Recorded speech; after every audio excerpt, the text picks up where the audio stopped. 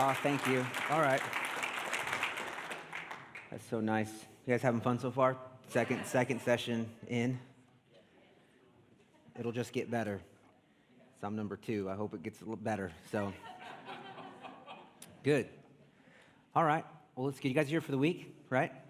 And some of you are going to come see us in second year, and then some of you are going to go see Mark in first year, right? Is this correct? Okay, good.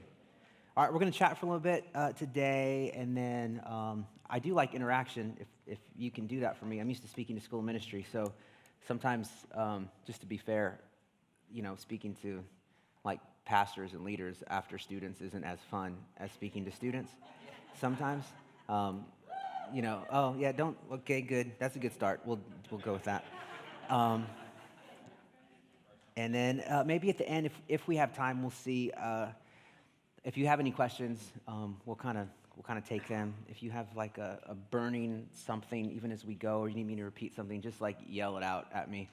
We seem pretty small and intimate, and so will that work for everybody? Is that all right? There's very bright lights and cameras, and I can't get off stage. I'm relegated to this prison that they told me I couldn't get off of. So, all right, we're going to talk today about growth and development of primarily staff. You can translate this to students. However, here's what I have found personally. I think we mentioned last time, every kind of session rolls a little bit together, but been at this for about 7 years leading the school. Before that, I was a manager in second year. And before that, I was a pastor in second year for 2 years. And then before that, I was a pastor in first year under Mark for a year. And then youth pastor before that, which those are very painful stories of youth pastoring. So any youth pastors in here or former youth pastors, raise your hand. Bless you. Jesus loves you more than everybody else, I'm convinced. I'm just convinced. On a side note, they asked me this weekend, my oldest son's in 8th grade, and they asked me to chaperone an 8th grade trip to Jesus Culture in Sacramento. So I said no. And then they didn't have any other dads, so they said, sure, I told them sure, and the last few days I've been with 8th graders, and I'm not built for that. I'm barely built for mine. I'm not built for other people's. Other people's, you can't touch other people's. This was the rules they told me. They're like, you can't touch other people's kids, and I don't like that. That's not a good plan. I don't know. I told one kid, I cracked some jokes, but that's just me, and you just got to know it. But I told one kid, this is true, and I knew his dad, so it was fair. I said, he was in my car. I'm like, if you don't sit down in this car, I'm going to stab you right in your neck. I promise you. Boom, right in your neck. Yeah. He said, he goes, are you gonna beat me like my daddy? Joking around. I said, I know your daddy, and I'm Mexican, so no, it's gonna be drastically different than whatever your daddy has ever done before, because you've never experienced what you're about to experience. Yeah. Anyway, so I don't know why I said that, just for fun. So I'm back. So after being a youth pastor, and then, which is very difficult, and then actually being in school of ministry as a revival group pastor, here's what we found personally for me is that during my years as a revival group pastor, it was awesome. I loved it. It probably was the thing that naturally I was the most gifted at and felt very strong at, and just loved students, loved being around students, loved growing students. It was the thing. And then somebody said, we think that Gabe should run the school. I don't know who that was. Run second year. Chris lost his mind. Dan, I don't know what happened there. And it turned somehow very difficult. That the idea that I would pastor students was great. And to be fair, they're a lot easier than actually growing and developing staff. That's the hardest part of what we do. And so people ask all the time, what's the hardest part? So the hardest part is staff. Not because they're difficult. They're phenomenal. The tension we have is that as a leader, and hopefully you'll grow yourself as a leader, but the tension we live with is as a leader, sometimes we feel really successful when we're leading people who are a lot less qualified than us. And then we step up to a place where we have to lead people who are equally as qualified, sometimes more so than us. And that's where it becomes difficult because your leadership lid isn't high enough to carry the thing that you're given responsibility for. The tension that school leaders have is we're always trying to grow people bigger than us, or you should be. That should be the goal. And so that process of how do you lead a team, how do you develop a team, how do you lead staff, that's the piece where I think a lot of at least school leaders struggle, so we're going to talk about this. Let me give you some quotes. I'm going to just spit out a lot of information. Hopefully you take notes all week, but today. John Maxwell, some of this stuff you guys are going to know. It's a refresher for some of you, but leadership is about growth for yourself, for your relationships, your productivity, your people, and your people. To lead well, you must embrace your need for continual improvement. If you are going to lead a school, not only will you have to embrace your need for improvement, you will face the mirror of your inadequacies consistently, especially as your school grows and develops, because you will begin to gather students who are more equipped than you, better than you, more gifted than you. I remember this a couple years ago. We had a phenomenal woman in school. She was great, and I'd get up to preach. It was awesome, and then somebody told me, "Oh yeah, do you know that she has her double doctorate degree?" I said, "Oh," I'm like praying to the Lord. It's like in economics or something that has nothing to do with anything Jesus ever. I'm like, "Oh, where's it from?" It's from Cambridge. Awesome, so good. She's smart. What's it in? Well, she has one in Greek and the other one in Hebrew. Okay. So everything I say, everything, if it's wrong, she's gonna know. They're like, "Oh yeah, 100% she'll know." Lord. For a year, every time I got up to preach, I was like, John 3:16. That's good for everybody. We'll just do that. We won't do anything else. It's going to be awesome. You're going to begin to gather students that challenge your leadership, and as well you should. George Barna is like a leadership guy, defines leadership.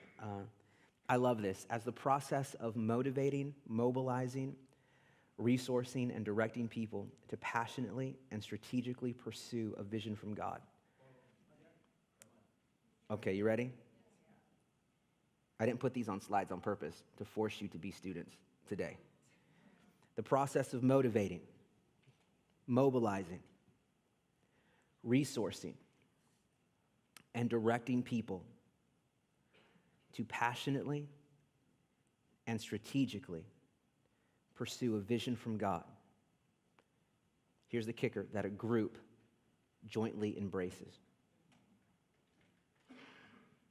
Barna did some studies on leadership. Here's what he found. He found that 94%, let me get this right.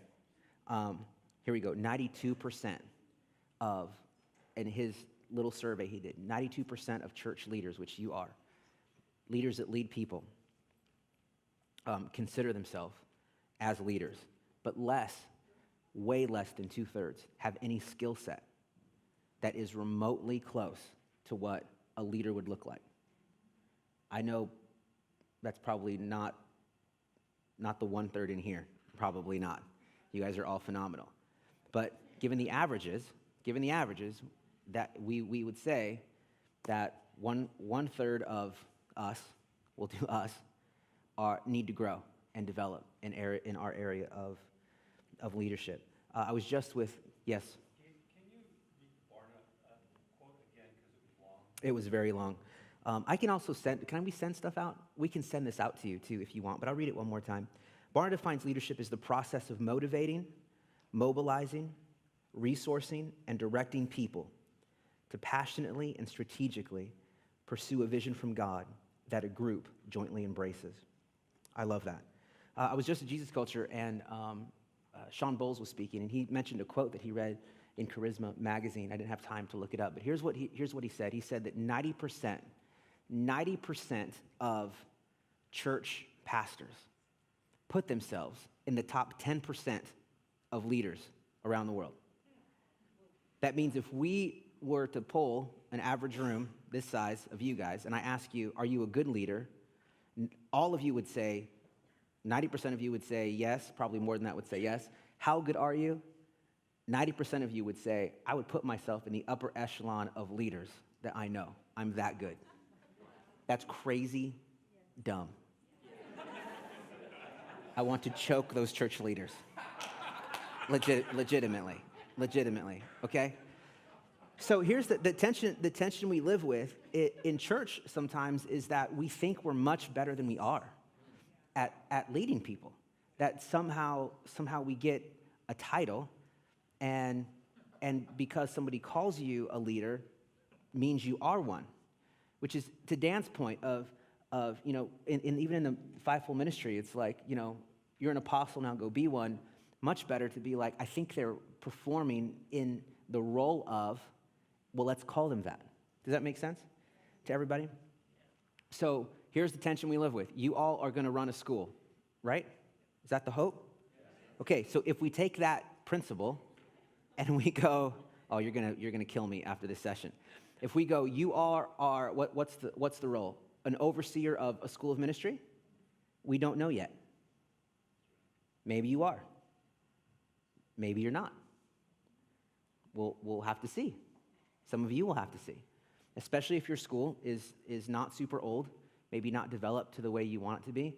We'll have to see. And I think it's great for us as leaders to go, am I actually good at the thing that I've been put over? And if I am good, how good am I? How good am I? Do I see fruit? Right? So what we look for in this environment is we look for fruit. Right? I love, we all heard Bill, right? We're all here mostly because of Bill. We all rode Bill. I just rode Bill to freedom, right? This is what I did. You know what I'm saying? Like, I sat next to Ben at the Jesus Culture Conference. He's like, remember when we were like just kids my youth pastor days were under banning, by the way, so that was painful. But he's like, remember when we were kids trying to figure it out? I'm like, yeah. And Bill was preaching, and it's Jesus Culture, and there's, a stadium, not mini, what do you call it? Like a basketball court size kind of thing, auditorium, whatever it's called, filled of people. And I said, oh yeah. He goes, man, didn't God is just so good. I'm like, oh, it's amazing. And then Bill would preach, and Bill would drop these amazing bombs of wisdom. And I looked at Ben. I said, we just rode Bill to get here. Benny's like, oh heck yeah, we did. We rode him hard. You know what I mean? So it's awesome. But he was talking, we all heard Bill say that God demands fruit, right? He demands fruit. You ever heard Bill's sermon, right, on the fig tree? Yes? No? If we haven't heard it, you should listen to it. But God is the only one that can demand fruit out of season. Okay, so if that's true, we take that when it comes to signs and wonders and miracles and all of that stuff. And somehow we leave that off when it comes to the practical success of the thing that God put us in charge of. And so what we look for in our environment to decide, are we a successful school, is do we see the fruit of what we're trying to grow in our world? I hope that helps people. So that for me is a big deal. Your team will not develop by accident. It won't. As much as you want to pray and seek the Lord, and I love all of that stuff, and God will teach people a lot. But you as a leader have to begin to develop people. It won't happen by accident. Many times, and what we do this too, is the environment. If you can create an environment, a greenhouse environment, that will help to develop the people that are in the greenhouse. However, you have to have someone that comes along and takes care of those things. You can't just throw a seed in a greenhouse and go, I hope this works. It doesn't work like that. Your team will not develop by accident, but there is a difference between it having an empowering culture and a developing culture. Those two things are uniquely different. And what I hear a lot of church leaders say is, I empower people. Wow. Applaud yourself. If you say that, I think that's awesome and great. But because you empower people does not mean you're developing them. It doesn't. And so a lot right now is we have an empowering culture. Here's the difference for me. If my son's, like he said, he's in 8th grade, he's saving up for a car. Good for him, right? He's 14 years old, and he wants to drive bad. I mean bad. Every night, all I look at is, every 10 minutes is, look at this car off Craigslist. Isn't this awesome? I'm like, it's a piece of crap, this car you're looking at. But he thinks every car is awesome, right? Look at this, we could fix it up. I'm like, first of all, I'm Mexican, but I'm not that Mexican. I don't fix up. I don't fix up stuff like that. You got the wrong guy, you know what I'm saying? So, but this is where my kid is at. Here's the difference. If I empower him to drive, I can hand him my keys at 14 and go, here's the keys to my car. You can drive. And the truth would be he would drive, or he could. He has the keys, he'd get in my truck, he could take it, and he could drive it. But there's no development in that. There's just empowerment there. Development means I'm gonna take the keys, I'm gonna say, hey, I'm gonna sit with you in this truck. I'm gonna drive first. I'm gonna show you how to drive. And then I'm gonna give you the keys, we're gonna swap places. And then I'm gonna watch you drive. And I'm gonna help you as you drive, make sure you do the right things, make the right decisions, right? Have the right skill set. And then when I let you drive on your own, I'm gonna potentially, get a little route for you. Maybe you can be gone half an hour, come home, you're gonna learn to build trust, and eventually you take the car out whenever you want. Does that make sense in that model? That's a much more development model of what we do. The hard part right now is that I will say the church, but people in leadership somehow are enamored with the word empowerment, because empowerment sounds awesome, except it doesn't cost you anything. You just sound like a really good leader, but it doesn't cost you anything.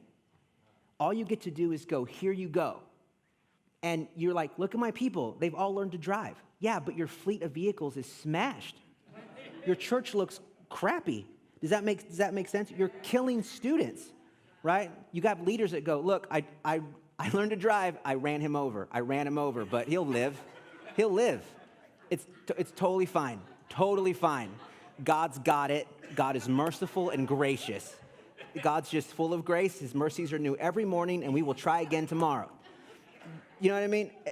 And that's sometimes the tension that we feel with empowerment. So I do want you to have an empowering culture. I want that to happen. More importantly, because of what we do as a school environment, I want us to be a developing culture, right? We've talked about this, and I want it to be your role sometimes will dictate what you have the opportunity to do.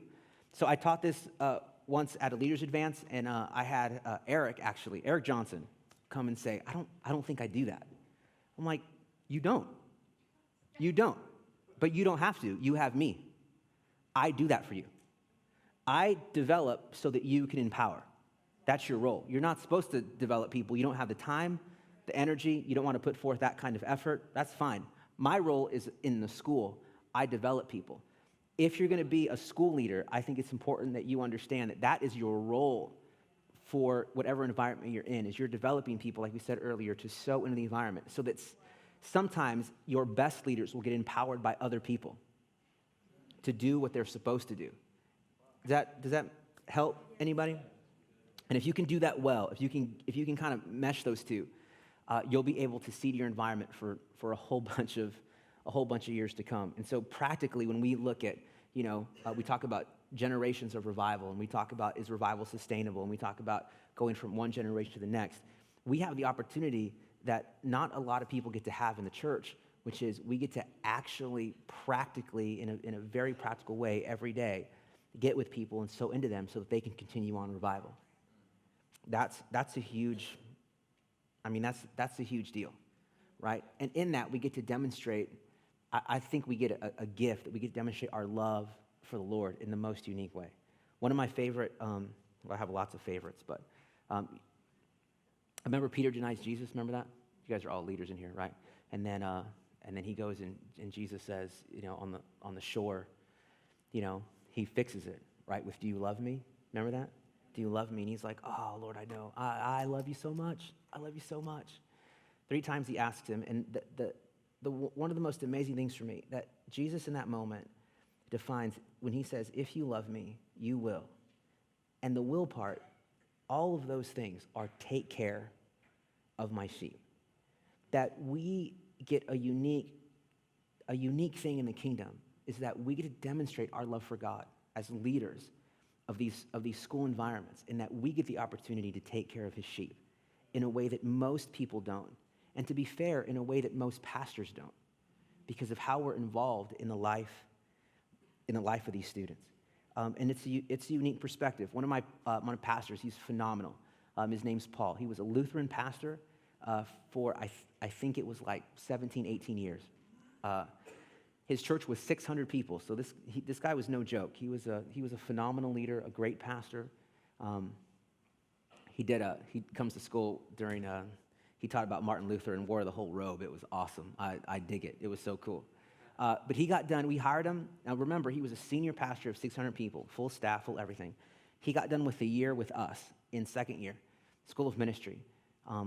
During his debrief at the end of the year, we were just talking. I said, well, you survived. He goes, yes, survived. I said, how was it? And I asked him this question, how was it compared to, all your senior pastor stuff, which I was just curious. He said, I senior pastor for, 18 years, something like that. This is the hardest thing I've ever done. It doesn't even compare. This is no offense to any senior pastors. It's not the deal. The difference is if you're going to lead people in a school, the level of interaction that you're required to have with students on a heart level, on an intimate level, on a personal level is super deep. And it's not like what he's not saying is the responsibility is, of a senior pastor is lower. That's definitely not true. We know that's not true. But your level of interaction, the skill set you have to have pastorally and as a counselor, and you run the gamut of all these things. It's a big deal in how you give into these students. And so there's a unique thing that we get to carry when we get to feed his sheep that is super valuable and vital to what we do. And I think it's important that we remember that when we go through. Let's talk about our leadership a little bit and what our goals are.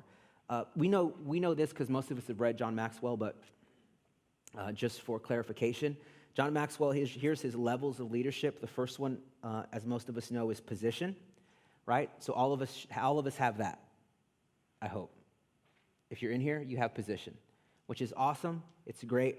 You just don't have to have any ability, to be fair. And it doesn't take any effort. So, someone's like, well, you can lead a school. You have a positional leadership as a school. It doesn't mean that there's ability there. The next level is permission.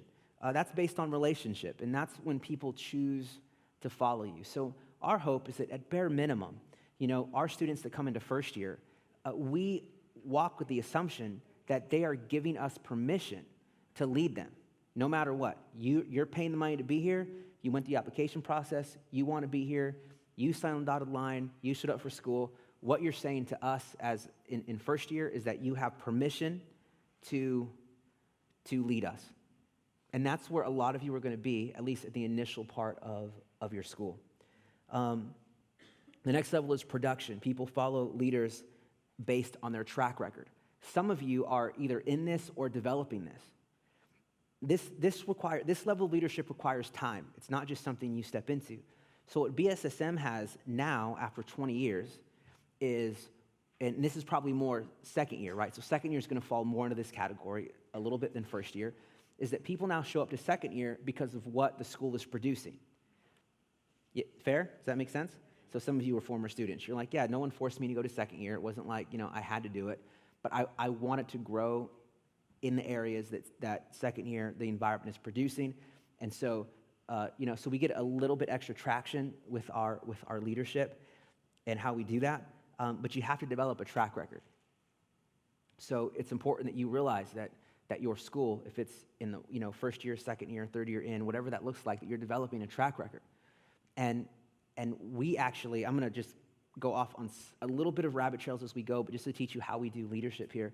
I actually use this model to kind of communicate to my team how well they're doing. So for example, we do internships. They're about to open up pretty soon. It's like all the pastors hate this moment in school because students apply and do all of that stuff, and it's great for students, sometimes painful to say no to people, all that stuff.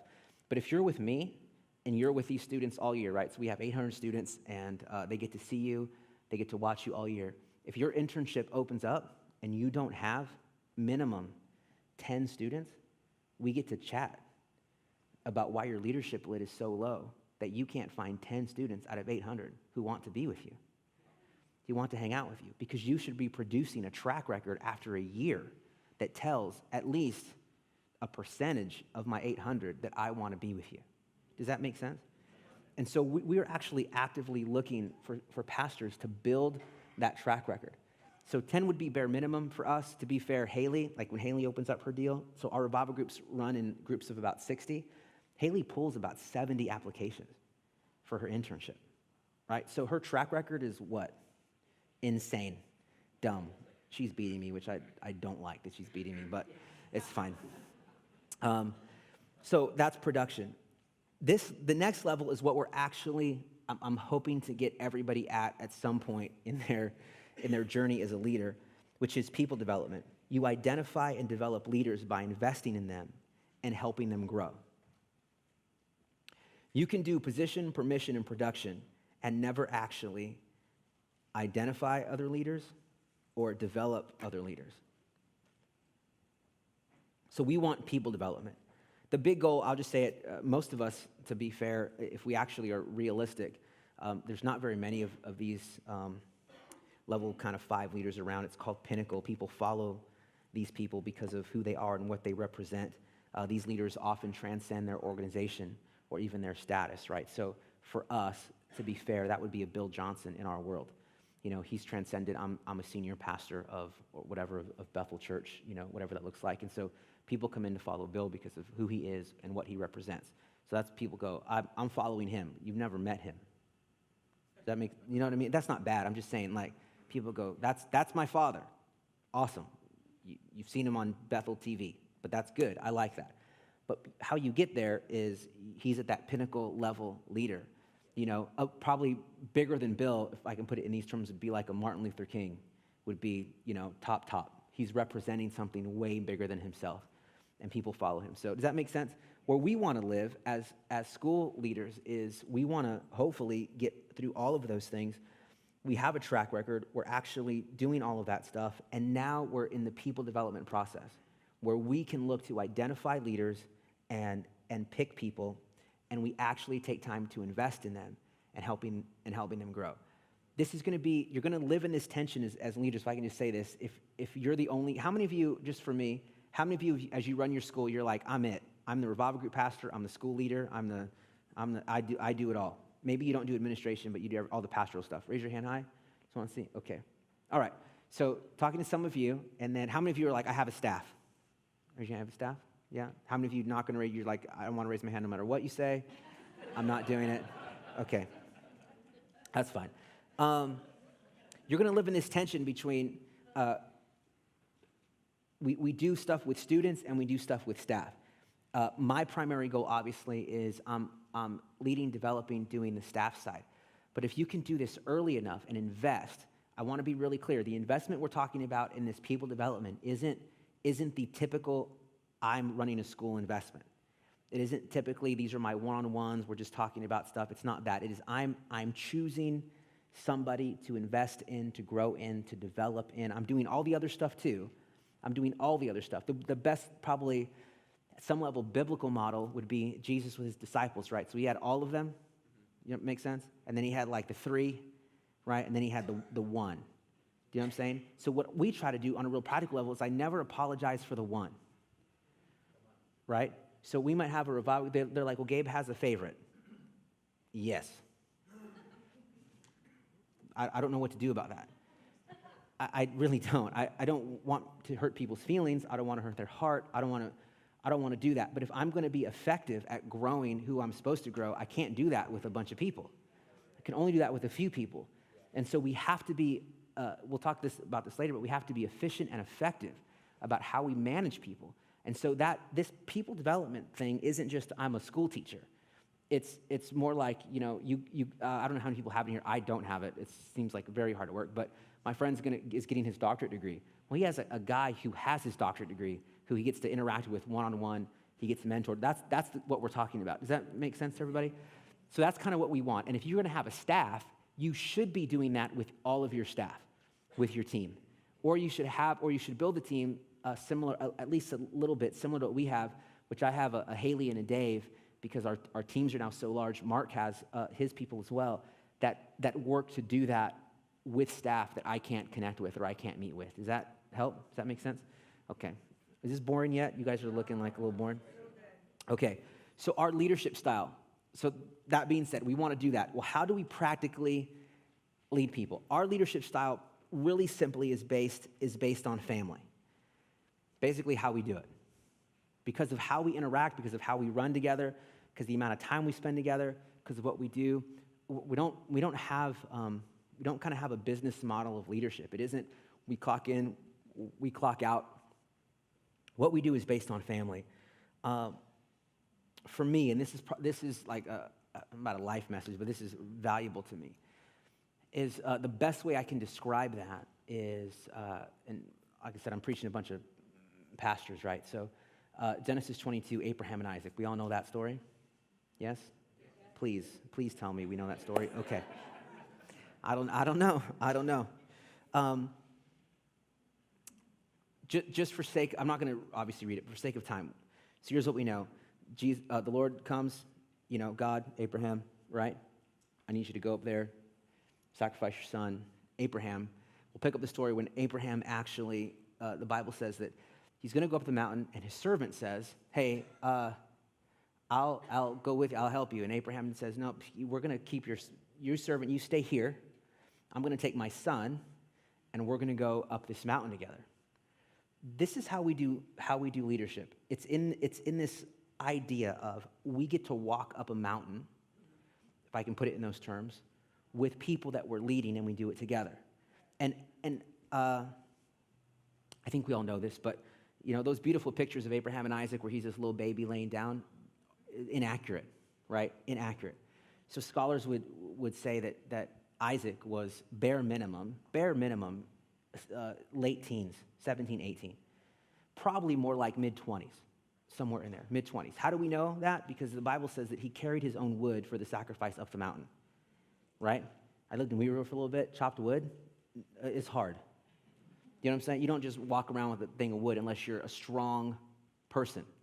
So we know that he was strong enough to carry his own wood for a sacrifice up the mountain, right? Representation of God with Jesus as he's carrying his cross. Do we know this? Yes, we're all deep leaders in that. Okay, so I say that to students. They're like, really? I'm like, oh my gosh, read your Bible. Okay, so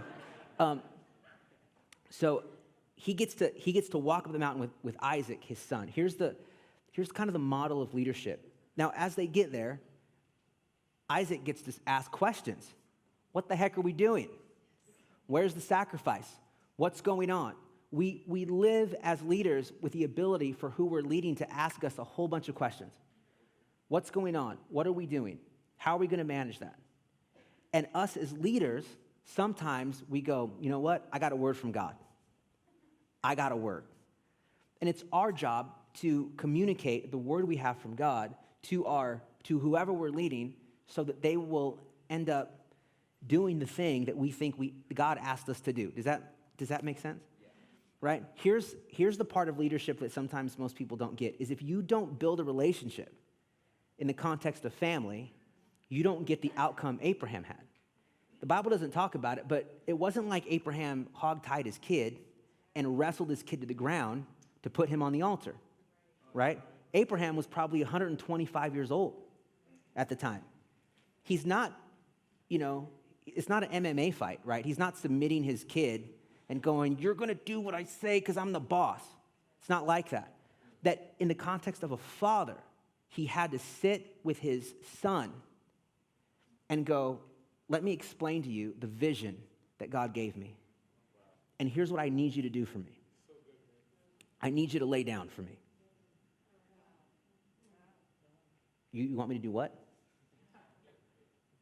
You want me to do what? Oh, no. Nay. I don't think so. Right? You only get the lay down piece of Abraham and Isaac out of relationship. Out of that piece. Where Isaac gets to go the same way Jesus did in the garden. Lord, let's do this together. Isaac gets to go, okay, I didn't get that word from the Lord. Lord never spoke to Isaac about that. You know who spoke to Isaac? His father. And if we're going to lead, we have to lead like fathers and mothers. so that our teams, our staff, our students have the ability, and you have to interact in such a way that you have the ability to communicate your vision, your heart, the thing that God wants you to do, and they'll go, I will lay down for you. I'll lay down for that, right?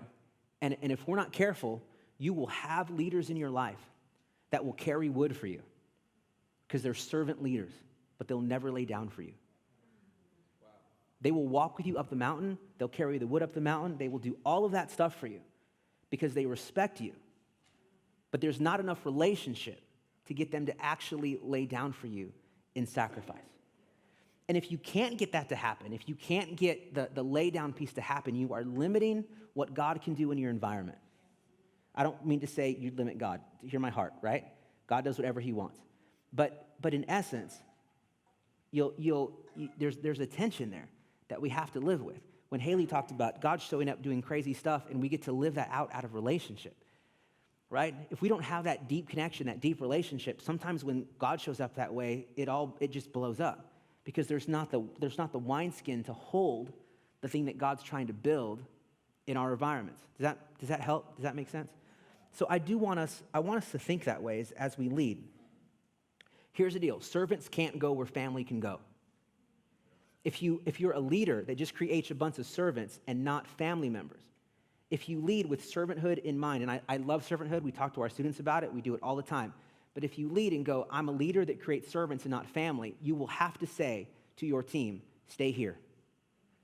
You can't go where God wants us to go because we're not family, right? You have to create family. You have to be willing to have difficult conversations with people if you are actually going to lead people. You have to be willing to sit down with the people that you're leading and go, listen, we have to talk about this thing, whatever that thing is. You have to be willing to have the difficult conversations. And so I think if we can do that, we get great outcomes. And that really is how we lead. There's probably tons of stuff to it, but that's kind of our model. Is we just go every day, we run hard every day, and we do it as a family every day. And they're free to ask us, just like if we're not careful, if I can put you in those meetings, right? As much as Chris goes, this is my heart, this is what I want to do. I wouldn't call it a fight. We don't really fight a ton. But everybody from Dan, who's probably directly under Chris in our school model, to the newest revival group pastor has the ability to go, tell me, why are we doing that? What about that are we doing? Help me understand what that is. That everybody has an opportunity to go, hey, you're my father, and I get to interact with you as a son. And sons aren't afraid of dads. If your leadership, I'm getting ahead of myself. I'll just say this. If your leadership style has,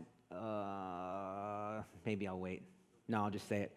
If your leadership style has no conflict, you're either a really poor leader or you're too scary. One of the two. And I don't mean conflict like people want to fight you. That's not, but if you have no tension, if there's no rub, if there's no someone poking at you going, help me understand that, then you don't manage that well, and you're not effective enough to have people actually interact with you, which makes for, I think, a very poor leader. What happens if we do that, we're not approachable or touchable. And I want leaders who are approachable, but more importantly, I want leaders who are touchable. Right? So most often, at least in school settings, I run into a lot of leaders that go, oh no, I'm super approachable. Anybody can talk to me. Anybody can do that. I think that's great. But approachable just gets you in proximity, right? So I don't mind that. But if we're going to be really effective and efficient leaders, we have to be touchable. And touchable means that my students and my staff can have contact with me. As your school grows, it's different, right? So obviously in the early days, Chris was very, very approachable and touchable, right? Sometimes too much. Sometimes you're like, please don't poke there. Do you know what I mean? Like Chris was all hands on deck. Now Chris won't meet with students. If you're a student and you go, can I meet with you, Chris? He'll go, no, you cannot. I have 57 people under me for you to figure that out with. So I understand as we grow. But for the most part where we're at, I still try to be in class. Listen, obviously I'm not Mark. So Mark has a school that's almost double mine. He's pushing 1,200 plus students in his first year environment. So I have 800. But what I try to do, I try to block out at least a couple hours of my day every day to be in that room when school's in session. If you're a student, you've seen me in that room. That's on purpose. That's on purpose because I want to make sure that the people I'm leading still have access to me as a leader. You have to, I think it's valuable that you have that. At the very least, if it's not your students, it is your staff, must always have access to you as a leader and be able to not just approach you, but to touch you. So practicals, can we cover some practicals? Is that all right? We got about a half hour. So for me, we talk a little bit about how do we choose people. Dan brought that up. I'm going to run through that just fairly quickly. If you have any questions, you can ask. But for me, I ask myself a few simple questions that kind of lead me, at least set me on a journey of, who should we pick? And I'll just say if we have like a room full of 100 people, I'll already have my eye on maybe 2 or 3. So I don't ask myself these questions with a whole bunch of people. I ask them with a handful of people that I think I might want, okay?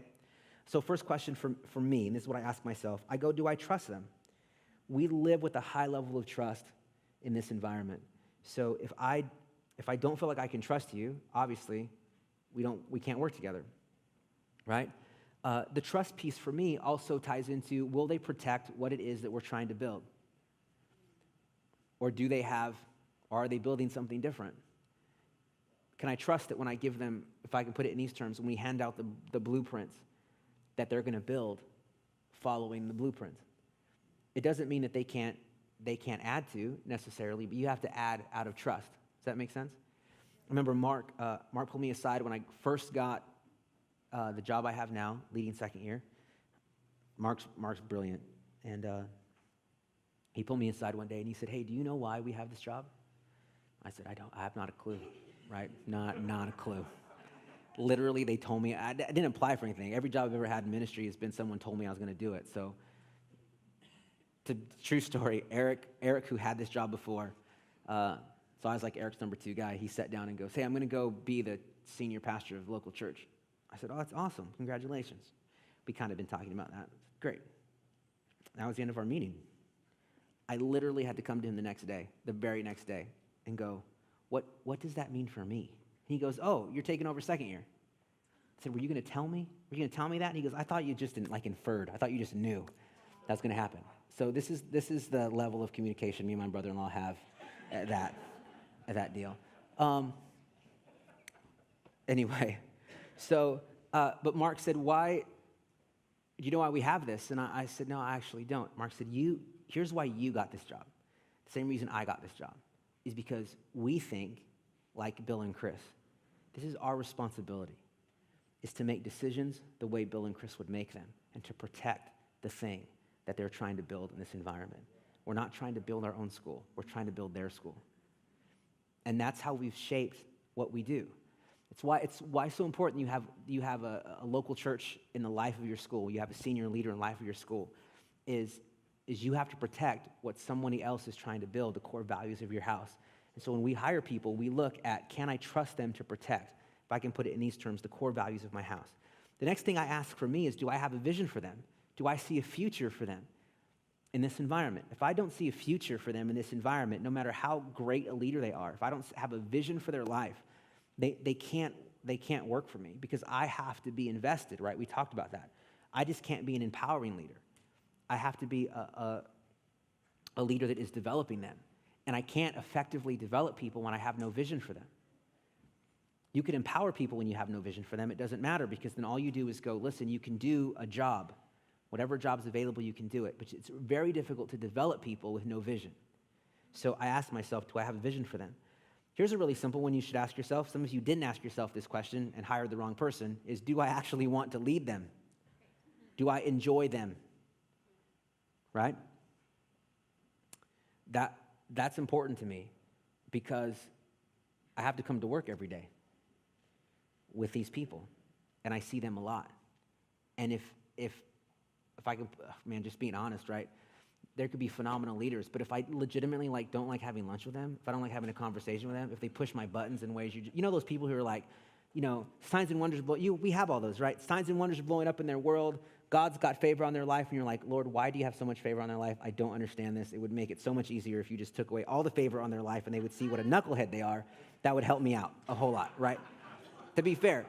Not mean. I just want to be honest. Like sometimes we have students like that who are just like, Lord, why do you show up for them all the time? Like everybody they pray for gets healed. I don't understand. And they're like, my homework, whatever. Look what I did with that person. And you're like, Lord, please don't show up for them. Please just don't show up for them. So when I tell them, your character is a problem, they figure it out. But God's like, God don't work that way. So those people, obviously, we can't hire. So if I don't want to hang out with you, my favorite thing we do every year is we go on retreat as a staff together. I love going on retreat. We hang out together. We just play together. Usually we go to Napa and we hang out. We eat food together. We go to dinners. We sit around the fire. We do stuff. It's super fun. If I can't envision myself at retreat with you, hanging out, we can't do this together, right?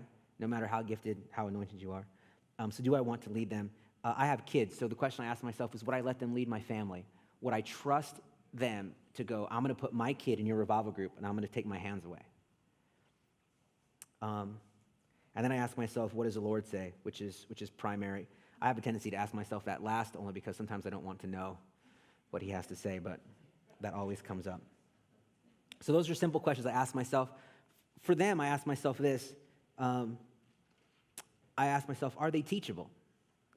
We have to have people who are teachable. That probably is the number one factor of not picking somebody, or the number one factor, too, in our students that we have problems with is students that aren't teachable, right? Funny enough, they come to a place called a school, and they're not willing to learn. I never understood that piece of it.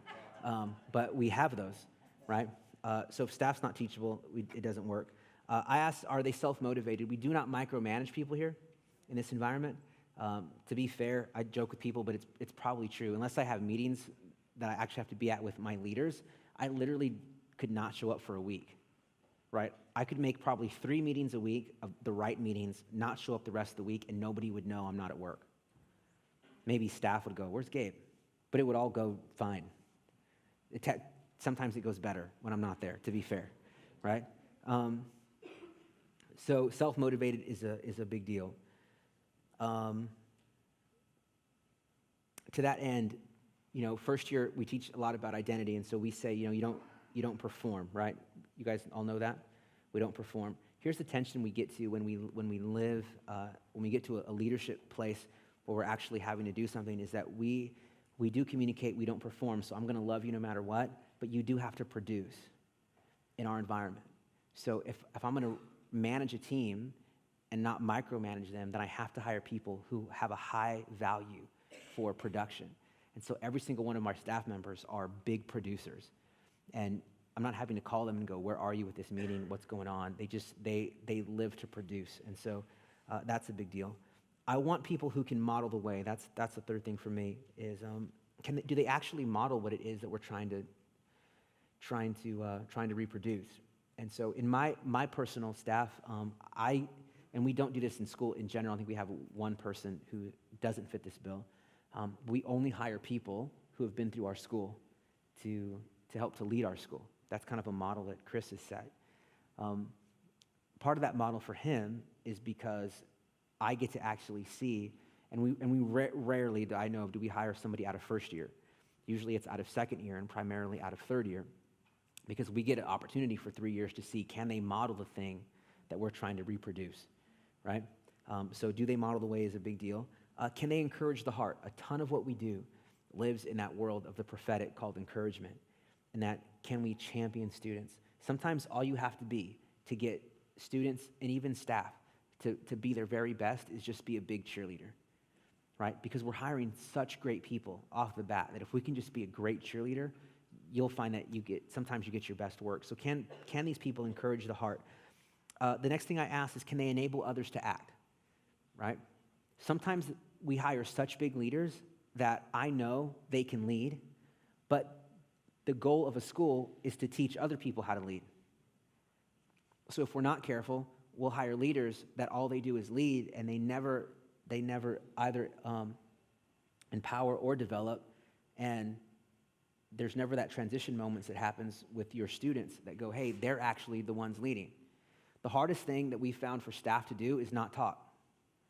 Funny enough. Right?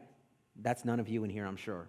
I'm sure it's none of you in here. I'm sure all of you don't, but pastors are notorious for I really enjoy talking. I really enjoy revelating on the revelation I may or may not have that I think God gave me, you know?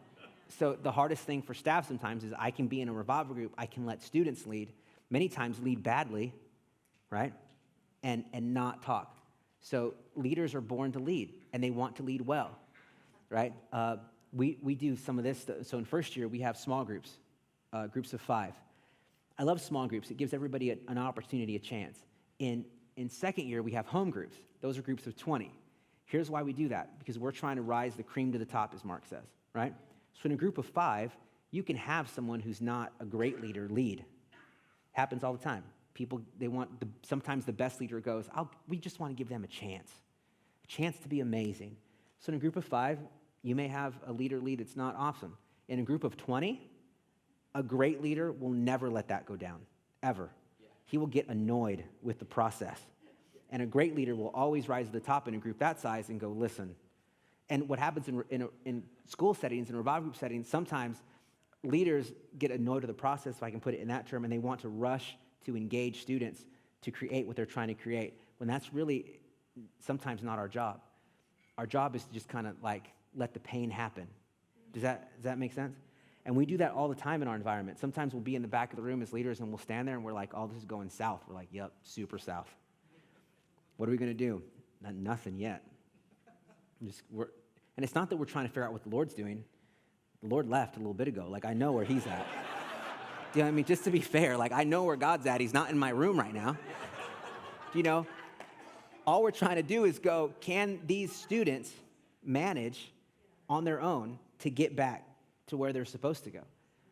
And if they're going to learn that process in leading themselves, us as leaders can't always be the one to rush in. So a big core value is, can you have leaders that enable others to actually act on their own, to do stuff on their own? We'll have, usually in second year, this will happen maybe once, twice a year, but most revival group pastors, right about now, they just won't show up to revival groups. Do you guys know how we run the school, revival groups? You guys don't know, you'll learn all that. So we run school in our big school, no matter what, second year, 800 students. Each 800 students is formed into a group of about 60, and they are overseen by a pastor and on average about 5 interns who oversee them. Well, in second year, right about now, some of our staff just won't show up. They meet in that group once a week. They'll just take their interns and go to lunch and not show up. I don't recommend it all the time. But usually what will happen is students will panic. What do we do? What are we going to do? What should we do? We have 2 hours.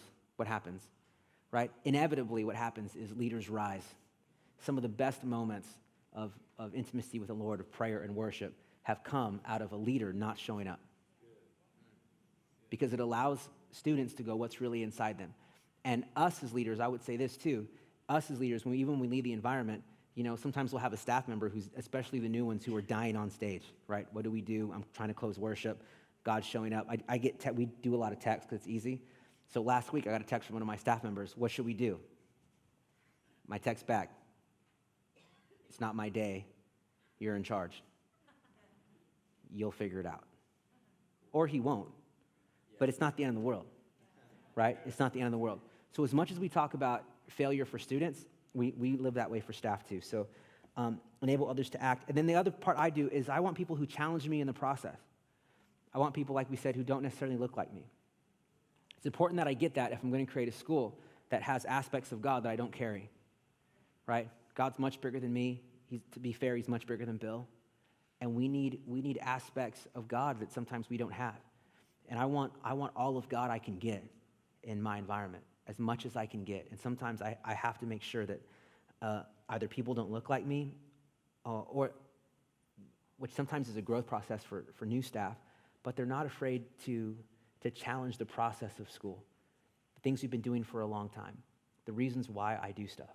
I want them to be able to ask those questions and go, similar to, Isaac, Dad, what the heck are we doing here? You said this is going to happen. I don't see it happening.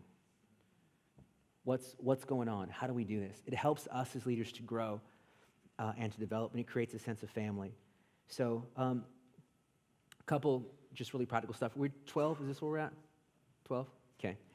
Really practical stuff, and we may take a few questions if we have time, is I want to make good investments.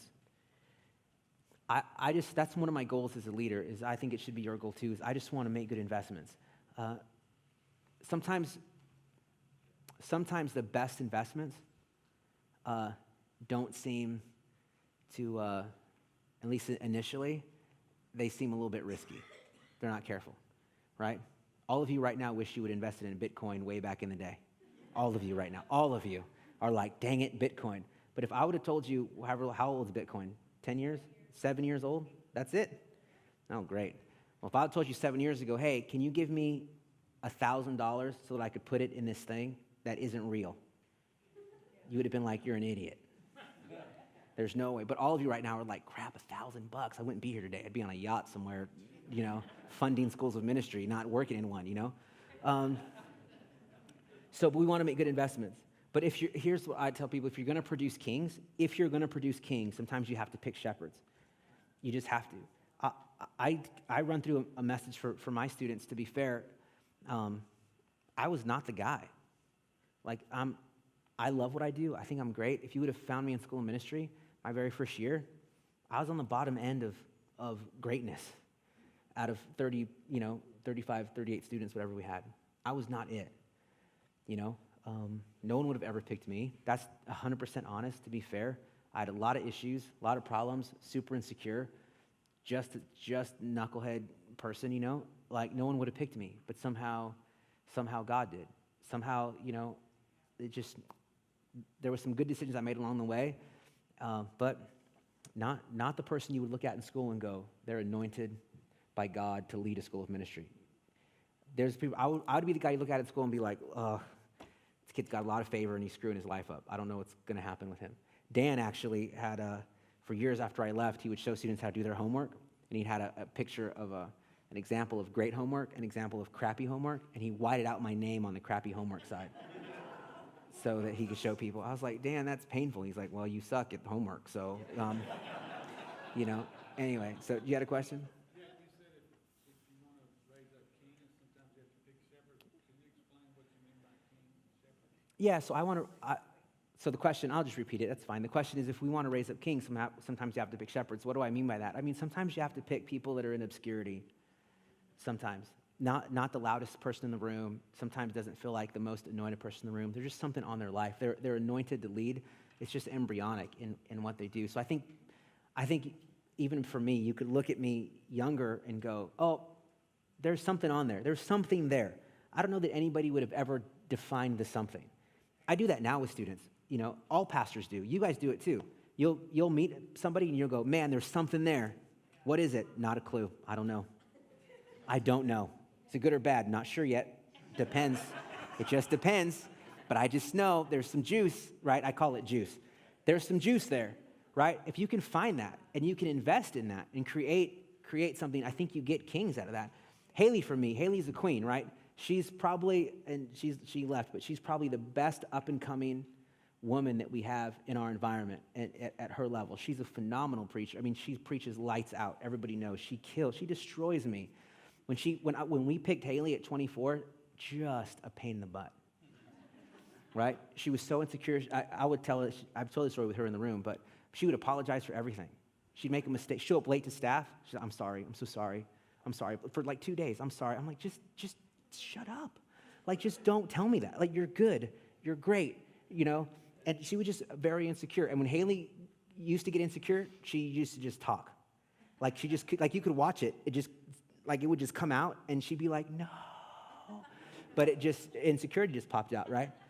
But you have to push through because of what was inside Haley. And so here's what we live with is you don't get to produce Haleys. You don't get to produce, if you know who Chris Cruz is, you don't get to produce Chris Cruzes.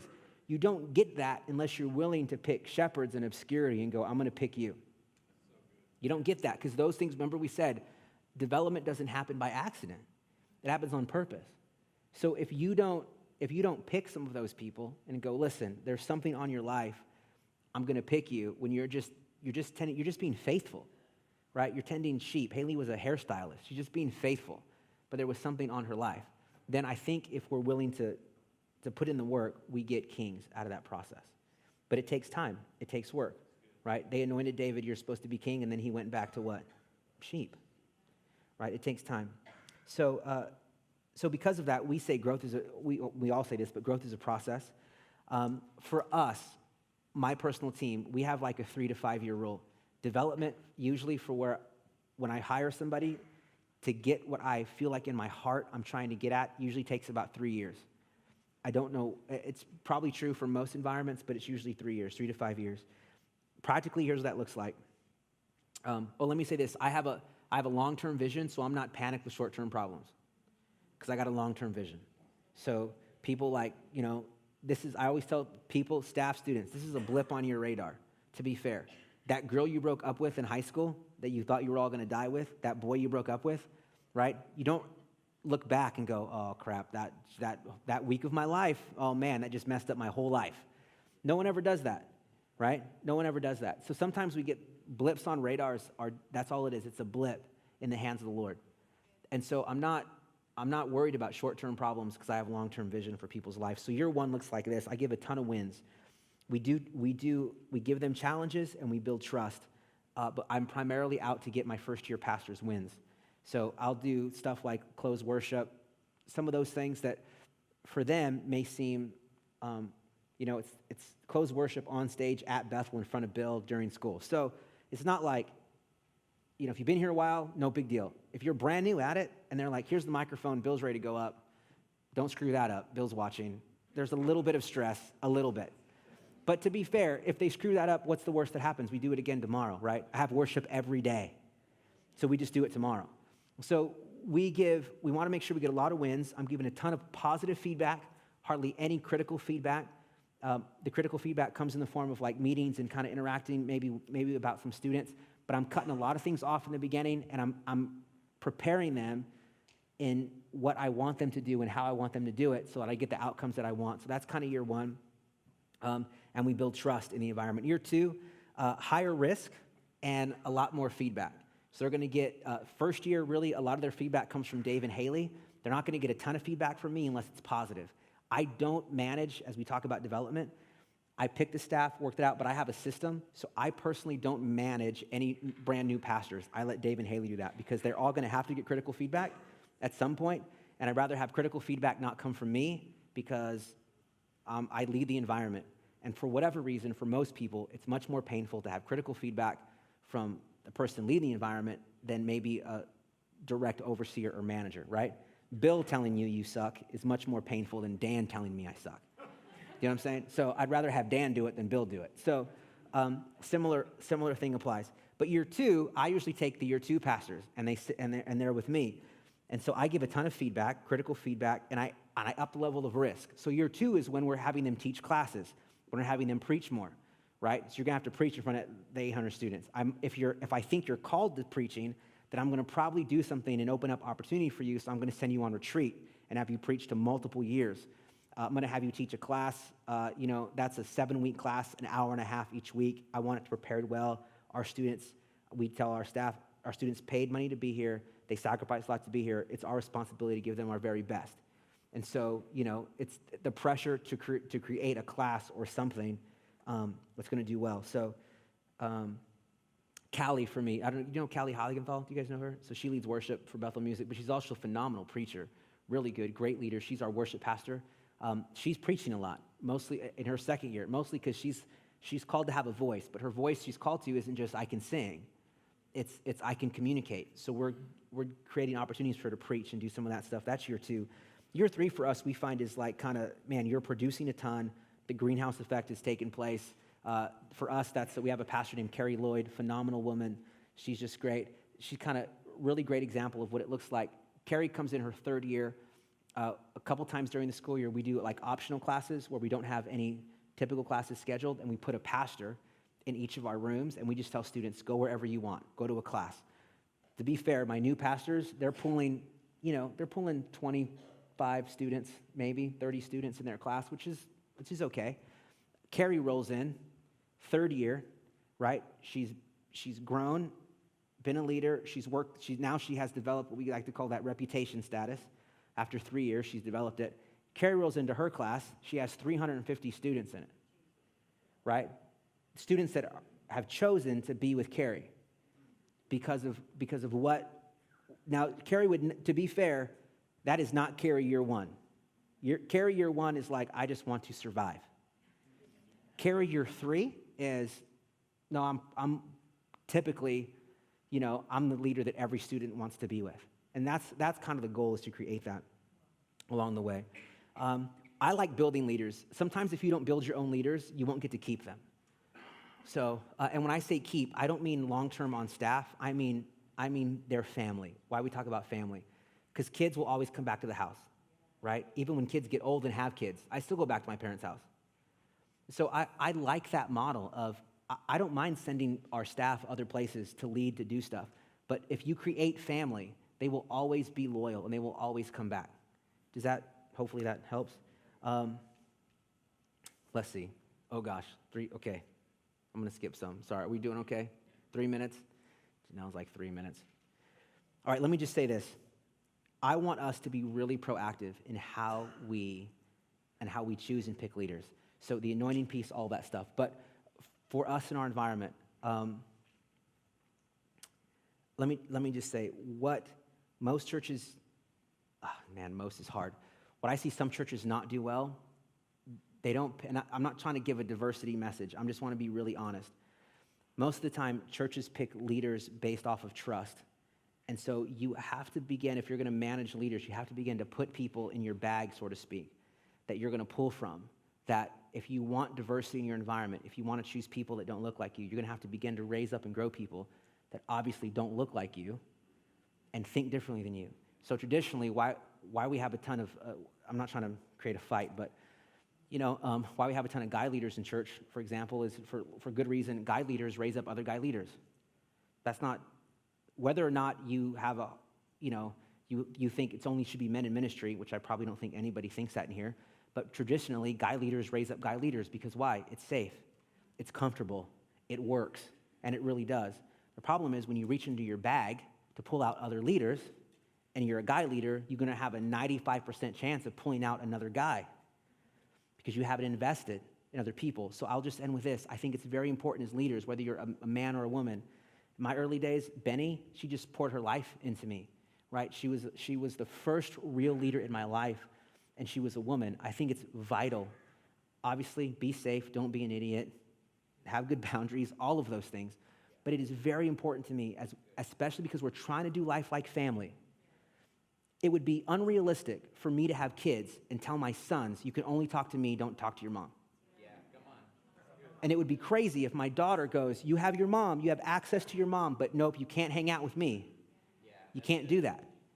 If you're going to raise up people, we're going to change the dynamic of the church, you have to, as men and as women, go, I'm going to potentially, on purpose, pick somebody who doesn't have the same parts I have so that I can create the dynamic that I really want.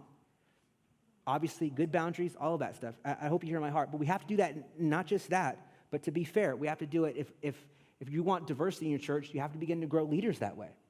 You have to, on purpose, pick those kind of people to develop. We want God on them. We want the anointing on them. We want all of that stuff to be true.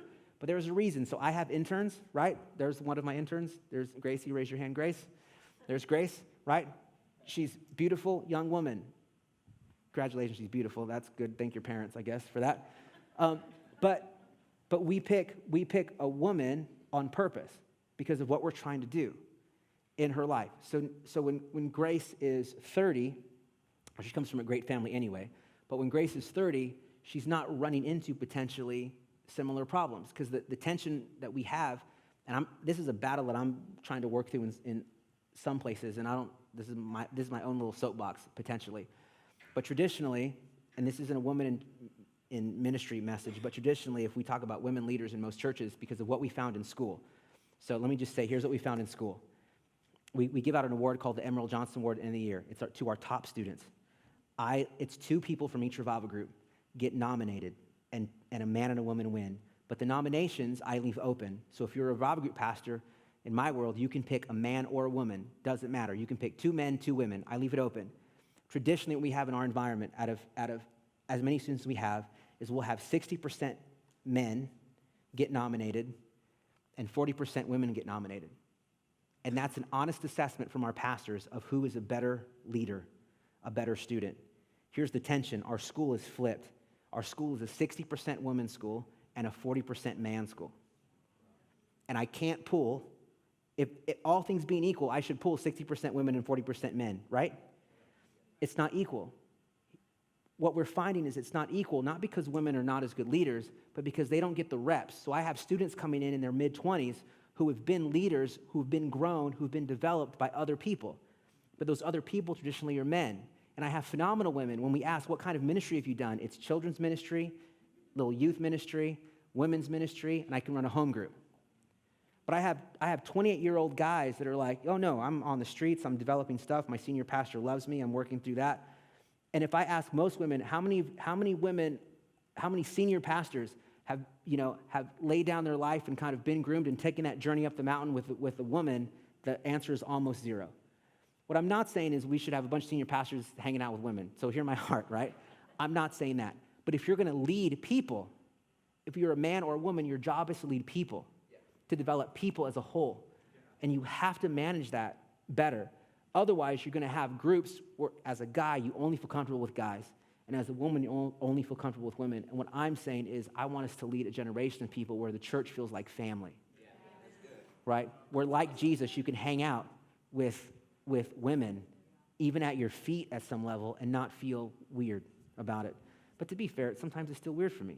I joke with them. I got, that's Jessa. Jessa's my PA. She's awesome. She's married. Great husband. I love him, just FYI. But sometimes I'll take I have 3 interns girls in my truck going somewhere. It'll be 3 girls and Jessa. I feel weird. Super weird. I just want to be honest with you. I'm like, somebody's got to get out of this truck.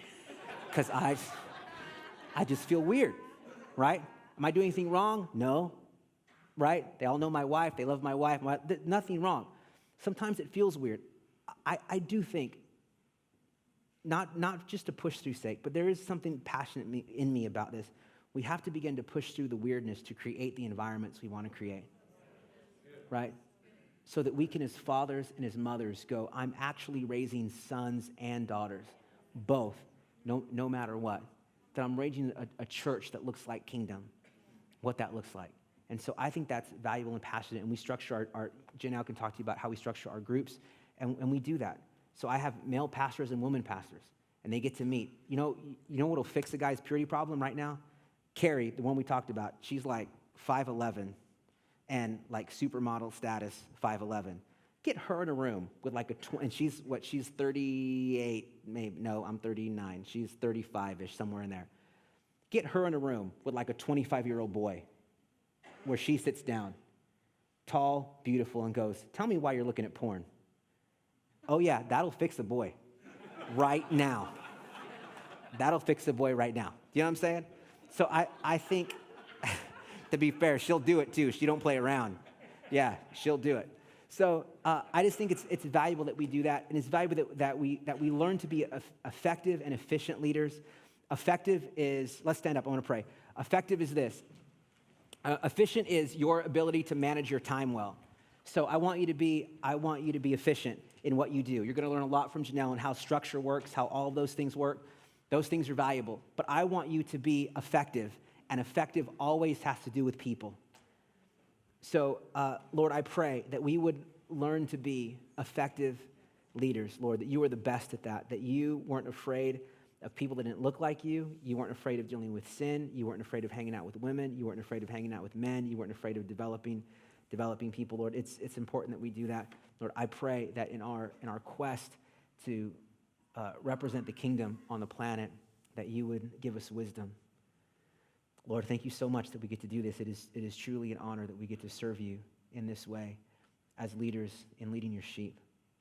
Lord, this is how much we get to love you. Father, thank you so much. In Jesus' name, amen. Amen. So.